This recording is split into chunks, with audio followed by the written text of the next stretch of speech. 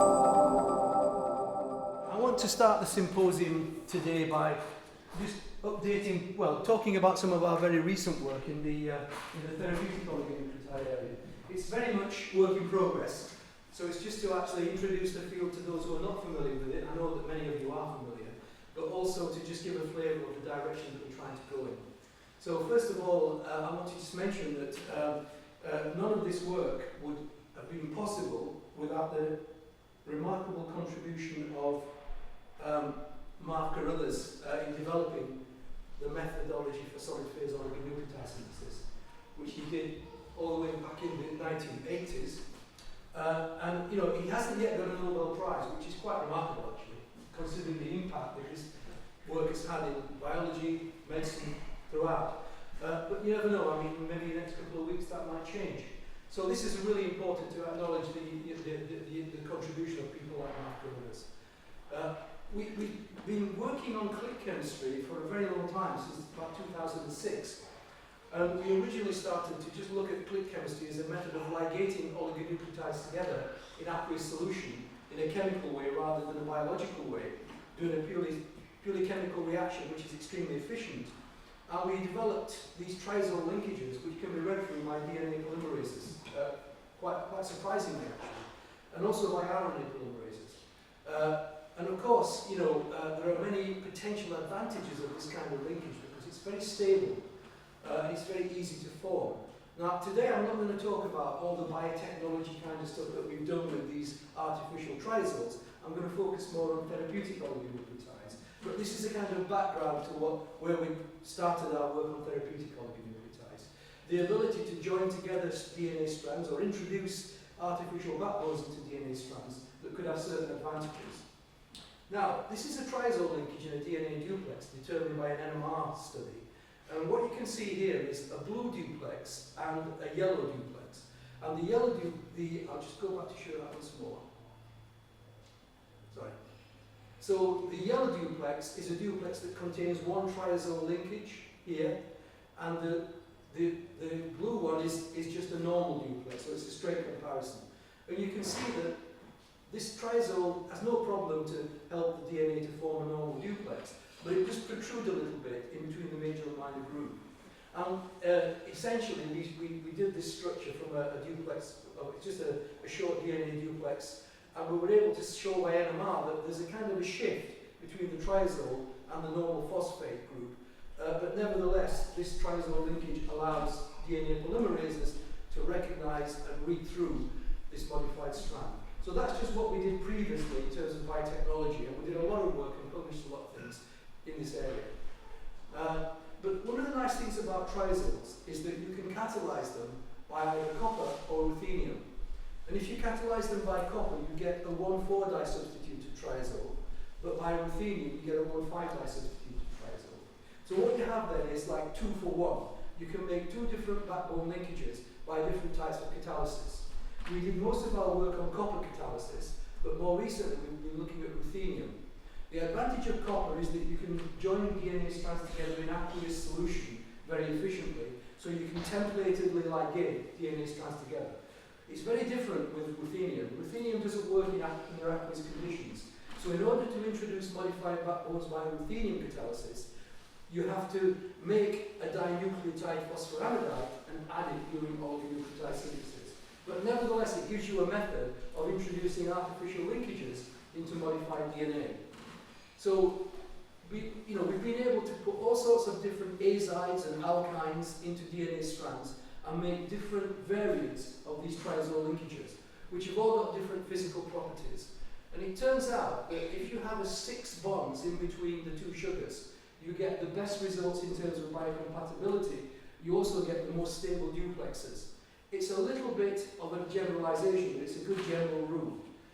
So we have a toolkit of different triazole linkages that we can put in between 2 sugars in DNA strands. Now, you can see here that if you get the length of the linkage between the 2 sugars correct and make it 6 bonds, that the duplex that the oligonucleotide forms with complementary RNA is the most stable one. So as you make the linkage too long or too short, the duplex gets less stable. And there's a sweet spot around 6 linkages, and we can measure this duplex stability by UV melting. So we have really good control over the ability to form stable duplexes with DNA strands that contain triazoles. So this is all the background where we started to work on artificial linkages in DNA. Now, most recently we've decided that we would like to put this kind of chemistry into the therapeutic oligonucleotide field. So now I want to give a brief introduction for those who are not familiar with this, about this field. We all know that DNA makes RNA, it codes for RNA, and RNA codes for proteins. So that's basically the central dogma of molecular biology. Of course, you can go backwards with reverse transcription for RNA going to DNA. But the great thing about therapeutic oligonucleotides is that we can intercept RNA with a complementary oligonucleotide to interfere with translation. So, this is a really very simple method of changing the way that the cell works. You can specifically track a particular RNA and do some different biology. So, why is this important? If you're trying to develop drug molecules, then the conventional methodology is to use small molecules. Small molecules in general tend to interact with proteins, and those interactions are not predictable. They're rather difficult to predict, and also only a very small proportion of the genome can be addressed by interactions with proteins. If you interact instead with RNA, either RNA that makes proteins or non-coding RNA, which is a very big percentage of all RNA, then you have a much bigger addressable portion of the genome. So the ability to interact with RNA really widens the therapeutic potential. So this is where oligonucleotides come in. Only 1.5% of the genome encodes for proteins, and only about 10 to 15% of those are known to be disease-related. But by interacting with, which is all less than 700 proteins, but by using the RNA as a target, the situation completely changes. Now, we have a number of different modalities by which we can interfere with messenger RNA or other RNAs. One of them is just to put an oligonucleotide into a cell. It will bind to its complementary RNA specifically. Then the endogenous RNase H enzyme, which is in the nucleus of the cell, will come along and it will digest the RNA. This is an essential role that RNase H performs during replication, but we can borrow that particular useful property to destroy the messenger RNA that the oligonucleotide binds to. So we can specifically get rid of specific messenger RNAs. We can do exactly the same thing using small interfering RNA, which is the duplex. But this one is happening via a RISC complex. It's a catalytic mechanism. This mechanism requires double-stranded oligos, and it works in the cytoplasm predominantly, whereas this mechanism predominantly works in the nucleus. So in these two methods, we can use these two methods to destroy specific RNAs. But there's a third really interesting concept, which is called exon skipping. Pre-messenger RNA is very long, but messenger RNA is far, far shorter. And the introns that make up part of pre-messenger RNA are removed by RNA splicing to produce mature messenger RNA. So this process, if it's working properly, will give you a functional protein. But the problem is that within the human genome, the very large genes, like for example the dystrophin gene, have got very large numbers of these introns that are removed by RNA splicing. More than 70 for the dystrophin gene, for example, which is the biggest one in the human genome. So if anything goes wrong during this RNA splicing, you generate a mutant messenger RNA, which will not produce the correct protein. And very often, the mutation, which I'm showing here, can introduce a stop codon, in which case you only make a very short truncated protein, which does not function. And there are many mutations for example, Duchenne muscular dystrophy and spinal muscular atrophy that produce this kind of dead messenger RNA. So, fortunately, we have, at least in principle, a mechanism to correct this problem. If we take the mutant pre-messenger RNA and bind an oligonucleotide to it, we can change the splicing sites. And when we change those splicing sites, we make a shorter protein than the wild-type protein, but much bigger than the dead one. And this is usually functional. So we can alter messenger RNA splicing with a specific oligonucleotide to restore the function of a mutant gene. And this is a method that's been used, and in the clinic, it's in the clinic, to treat Duchenne muscular dystrophy and spinal muscular atrophy. It's a slightly different mechanism for spinal muscular atrophy. If you look at the oligonucleotides that are in the market, that are in the clinic currently, what you find is that there was a kind of a really big increase in activity from about 2013 onwards, and the field has become extremely active. And I've just colour-coded this picture here to show that antisense oligonucleotides, single-strand ones, which destroy messenger RNA, siRNA and exon-skipping oligos, are similar numbers of all three which have gone into the clinic for different diseases. So all three mechanisms are actually used therapeutically to treat different diseases which are either impossible or difficult to treat by any other method. So the field is highly active and growing rapidly. Now, if you look at this slide here, this is a chemist's picture of a cell, right? So you have a circle and you have some DNA. Now, the thing is that the problem that the oligonucleotide has is that if the oligonucleotide goes into the cell, first of all, it's going to be rapidly degraded by enzymes that destroy foreign nucleic acids. Even if it survived, it's going to end up in a vesicle called an endosome, which is most easily visualized as a kind of a dustbin in the cell that soaks up unwanted material, transfers it to lysozymes and destroys it. So oligonucleotides are going to find it very difficult to get to their RNA target. So we have to fix that problem. They have to have high affinity for messenger RNA. They have to be non-toxic, and they have to be easily delivered into cells and get out of these endosomes. So let's look at those different issues. Well, first of all, if you take all these different strands of a modified oligonucleotide and put them in cell culture, almost all of them will not go into the cell. Very few of them will go into the cell, and when they go into the cell, many of those will end up in these endosomes, which can sometimes not be a bad thing, I'll come to that later. The problem is, of course, that the cell is a highly complex system, very crowded with lots of different organelles, and when you talk about, trying to work out how oligonucleotides can reach their target, you have to remember that it has to encounter all these different bodies and find its way through this maze to get to its target.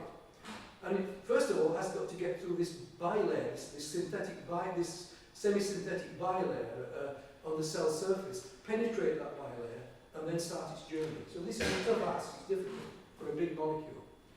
But, oligonucleotides work. But you have to modify them. You have to modify the sugar to stop them from being degraded in cells with alkyl groups. You have to modify the phosphate backbone with the sulfur to stop them from being degraded. And in that case, if you have a phosphorothioate group, that also helps oligos to bind to proteins which deliver them into cells, and a combination of phosphothioate and alkyl group on the sugar keeps them reasonably stable for quite a long time. So you're on your way to having a molecule which is potentially therapeutically useful. You can have very, very drastically changed DNA backbones, like this 6-membered ring with a phosphoramidate, this PMO oligonucleotide analog, which is very different, but also works efficiently in exon skipping. This only works in exon skipping.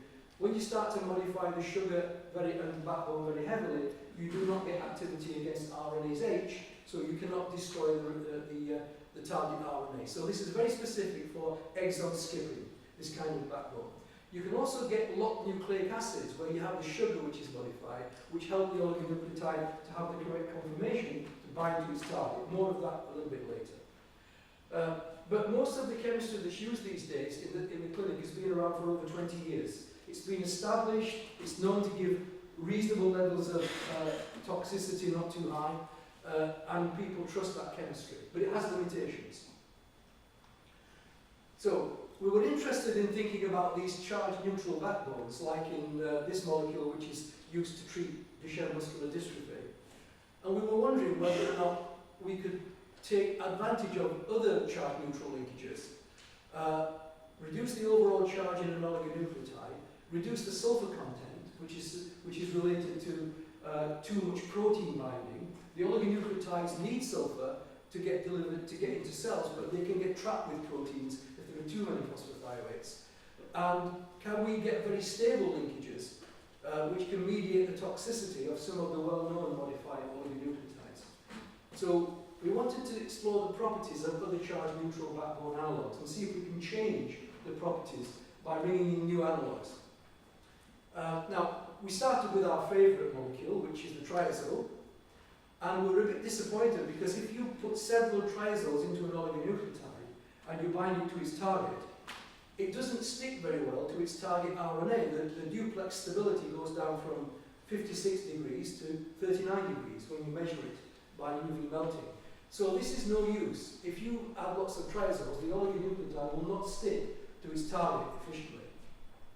So we had to think of a way to get around that problem, and the obvious way to do it, which is what the first thing we did, was to combine the locked nucleic acid modification with the triazole linker. When you do that, you lock the sugar in a conformation, which means that the strand has exactly the correct shape to bind to its RNA target. So entropically, this is a big help. So we combine the triazole linkage with the LNA sugar, either above, below, or above and below. And what we found was that if we put the sugar, LNA sugar above and below the triazole, then we can restore the stability of the duplex. So a combination of an artificial sugar and an artificial backbone gives stable duplexes. The LNA above the triazole has a small effect, the LNA below has a large effect. So we now have a method of stabilizing duplexes that contain these highly modified linkages. We also did a lot of work on different backbones which are non-triazole-like, carbamates and amides. And what we found here was that when we combine them with LNA, the amide is, let's get this right, sorry, yeah, the amide is so much better than the other two in stabilizing duplexes. Interestingly here, the only difference between this one and this one is a single group, a methylene versus an oxygen. And by going from oxygen to methylene, the DNA duplex stability is greatly increased. We don't fully understand this, but it means that this amide linkage here is extremely useful in principle because it can give very stable duplexes combined to RNA, hybridized to RNA. Now, one of the disadvantages of this kind of approach is you bring a lot of new chemistry in. So if you want to synthesize oligonucleotides containing these different bases and sugars with amide linkages, you have to make the acid part. And that's a lot of chemical steps. So you're introducing a lot of new chemistry to make even one of the four monomers. And this slows down progress because of the burden in the organic chemistry lab. But we did all the chemistry, and Izzy was influential here, and we were able to make all four nucleotides, acid versions, make all four amide versions. And the way this works is that we synthesize oligonucleotides, and when we need to have an amide linkage, we react an amine onto solid support with an acid in solution to make an amide bond, just like peptide chemistry. And we can assemble both phosphate linkages and amide linkages in the same oligonucleotide synthesis. But of course, an alternative would be to incorporate the amide as a dinucleotide, as a monomer, as a phosphoramidite monomer. But you need 16 of these, so there's a lot of issues there. But we can make these oligonucleotides, which means we can test them biologically. So basically, the first thing to do was to check if we make an oligonucleotide which is chemically modified, which contains amides, LNA, and also phosphorothioates, will it have a good affinity for complementary RNA? And the answer is yes, if we put the linker, the sugar above the amide or below the amide, we get increased stability compared to the non-amide version, non-LNA amide version. And if we put it on both sides, we get even greater stability. So we get very good stability from these LNA amide moieties. And the more of them you put in, from 1 to 4, the greater the stability of the duplex becomes. So we can load up the oligonucleotide with multiple LNA amides and get highly stable duplexes binding to complementary RNA. So that gives us a really nice platform for carrying out some therapeutic oligonucleotide studies. Now, we wanted to find out how the amide and the LNA affect the shape of the duplex, the picture of the duplex. And you remember I mentioned earlier that In an ideal world, we want the entropic situation to be favourable. So we want the LNA amide to give the same shape of strand as a normal piece of DNA or RNA. And indeed, that's what happens. So we took a short duplex and we introduced one modification into it. This is a DNA strand, this is an RNA strand. And in the DNA strand, we put either an amide, LNA amide on both sides, or only LNA on one side. We introduce these different backbones in this position here, and we crystallize the duplex and solve the structures. And what we find is that they're indistinguishable. They're all exactly the same. So the LNA amide is completely compatible with the normal shape of a DNA-RNA hybrid structure. And that kind of partly explains why it supports a very stable duplex. So we needed an assay, a kind of a control assay, to work out whether these modified oligonucleotides can actually function in cells. And this is the assay that we use. It's a well-published assay in the literature. It's a luciferase assay. So these are HeLa cells that contain the luciferase gene, but the luciferase gene is not active because it has a mutation, which stops the full protein from being synthesized. But if you hybridize an oligonucleotide to a specific place in this messenger RNA, pre-messenger RNA, it will then splice in a different way, and the splice switch gives you a luciferase protein which is active. So without the oligonucleotide, the luciferase is not active because the protein is not the right sequence. But as soon as you introduce the oligonucleotide, you correct that and you get luciferase. So the really nice thing about this assay is that you just add the oligonucleotide to the cells, and if the oligonucleotide binds and corrects the splice aberration, you can measure the light signal. And that's proportional to how effective this oligonucleotide is. So, again, this is the assay, and this is the publication going all the way back to 1998, when it was first developed. It's really interesting, actually, if you go back to the beginning of this work, this assay, the sequencing didn't fully characterize exactly what was going on.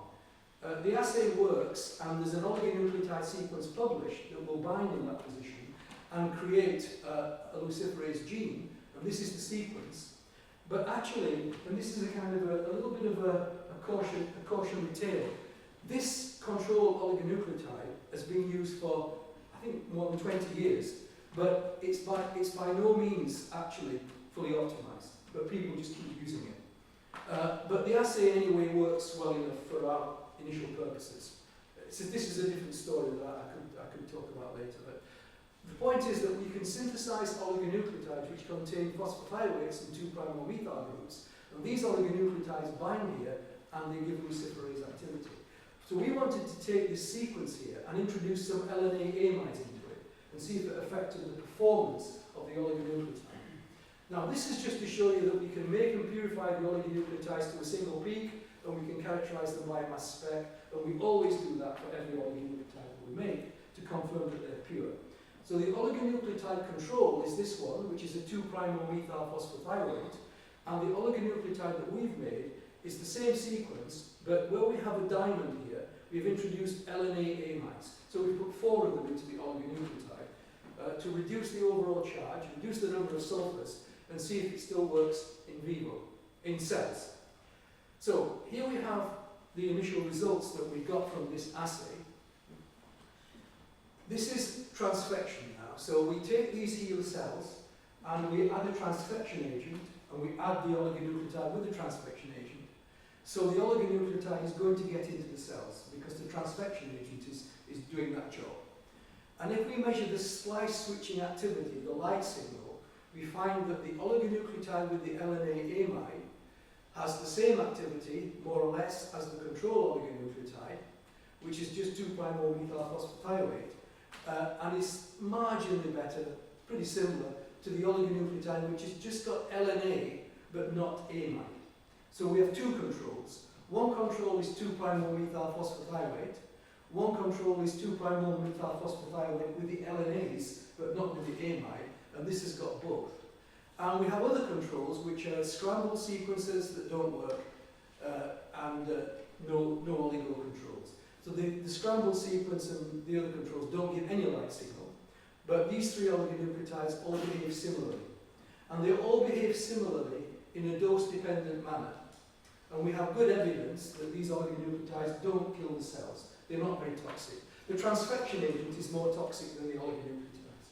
So this shows us that these oligonucleotides are working. It means that in terms of binding to the site that we want them to bind to and changing splicing, they're doing that job. But this is not too surprising. But the next assay was a very different assay. We don't use the transfection agent. We just use the naked oligonucleotide and we add it to the cells. So we're not helping the oligonucleotide to get into the cells. It's got to find its own way into the cells. And when we do that, the situation changes a lot. The purple bar here is the LNA amide oligonucleotide. The green bar is the positive, is the normal 2'-methyl control, and the grey one is the LNA. So now we get a very big difference in activity. The oligonucleotide with the amides is performing much better. So this is encouraging, but it's only a kind of a reporter assay. It's not a real-world, proper therapeutic oligo assay. So we've managed to combine LNA amide with phosphorothioate to produce a highly active oligonucleotide in this assay. In parallel with this, we have work going on to use this similar approach with cells which are expressing the dystrophin gene, which is also interrupted by a mutation, so we can have a disease-related version. This is just to show that the oligonucleotides are not toxic. So you can see that these are the cells which are untreated. These are the cells with our LNA amide. The cells with the phosphorothioate and the LNA actually don't look as healthy as the cells with the LNA amide, but the key thing here is that the LNA amide version is not damaging the cells. Okay, so the principle here is that if we combine amide with LNA with phosphorothioates, we can get a good biological effect. So this is our first example of a charge neutral linkage that might have some value. Okay, so the problem though is that it's difficult to make. It's demanding to synthesize these oligonucleotides. So we wanted to find out whether or not we could just generalize this idea. Any charge neutral linkage, I just want to go back one slide actually. Will any charge neutral linkage with LNA do the same job, or do we have to use this amide? Right. So what we do is we take an existing LNA nucleoside, which we can buy, and we make the phosphoramidite. But the phosphoramidite is not a normal phosphoramidite. The R group is either a phosphonate or a triester. So we now have a phosphoramidite monomer made in one step from a commercially available reagent for AgCOT, which we can use in standard oligonucleotide synthesis to make either triester linkages with LNA or phosphonate linkages with LNA. And we've done a lot of work on this, and Dervishes is here in the audience today, and he's done a huge amount of work making different triesters. So the really nice thing about this is that if you change this R group here, which is the triester bit, which is the R group here, you can put so many different alkyl groups into the oligonucleotide. And you have a real toolkit of modified oligonucleotides with triesters, combined with lot nucleic acid. So this now becomes a very simple project, where we can buy in the late-stage intermediate, we can vary the alkyl group, and we can look at lots of different combinations.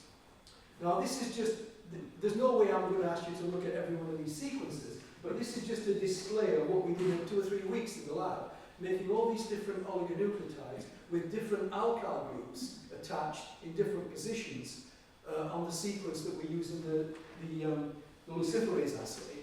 And I want to point to one particular one here. This one here is a tetrahydropyrenyl triester, and it contains in total 9 neutral backbones. So now we have an oligonucleotide which is more than 50% neutral backbone.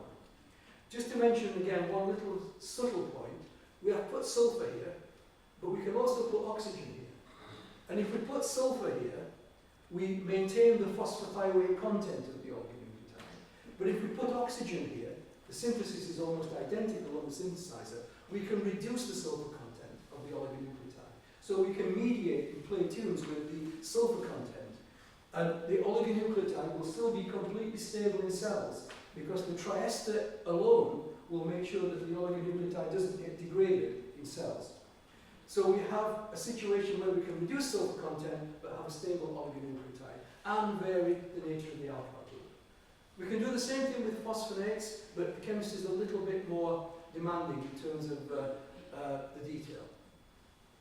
Anyway, what I'm showing you here is that we can make large numbers of oligonucleotides very quickly. We can put the modifications on all the different bases, and we can generate lots of modified oligos.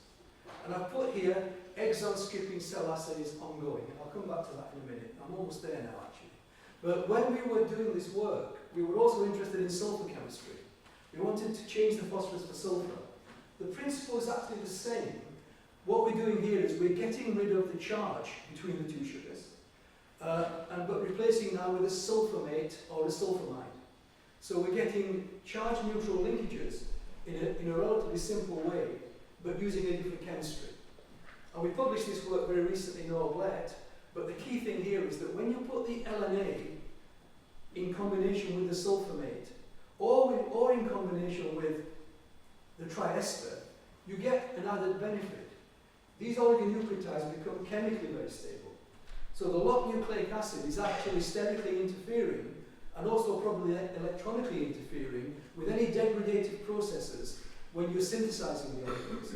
So we not only do we get neutral linkages, but we get very robust oligonucleotides with neutral linkages.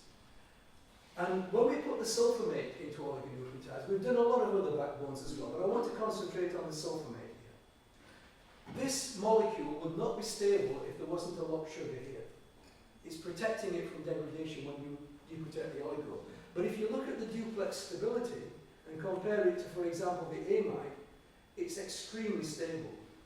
This is a very good analog of a phosphate group, and the LNA makes a very strong contribution to the stability of oligonucleotides when we bind them to RNA when you combine the sulfamate group with the LNA sugars. This is again work in progress. We've got some very preliminary biological data, but I just wanted to show you that, and also you can tell from modelling studies that the shape of the backbone is extremely similar to the shape of the phosphate. So this is a different type of neutral linkage again. Okay, so just right to the end now. Basically, just to summarise what I've been talking about. LNA increases the chemical stability of several charge-neutral artificial DNA backbones that we've used in biological assays. It also increases duplex stability. By combining LNA with neutral backbones, it means that we can get active oligonucleotides, but we can also, in principle, reduce the toxicity of LNA, because if we combine LNA with a neutral backbone, it completely changes its physical properties, and it can't be degraded into LNA nucleotides. And there are many, so our current work, basically, just to finish off, is to biologically explore the properties of these oligonucleotides. Just one final point. We do have preliminary biological data from the luciferase assay, and it's very simple to summarise it. Every single charge-neutral backbone that I've shown you here, which increases duplex stability, in combination with LNA, works as well as the LNA amide. So the answer to our early question is, can we put any charge-neutral linkage? The answer is yes. As long as that charge-neutral linkage stabilizes duplexes, it doesn't matter what it is. So you can go for the easiest ones to synthesize. And finally, I'd like to thank all the people in my group who've contributed to this work, as well as MRC and BBSRC for funding, and of course ATDBio Oligonucleotide for their contribution and help. Thanks very much.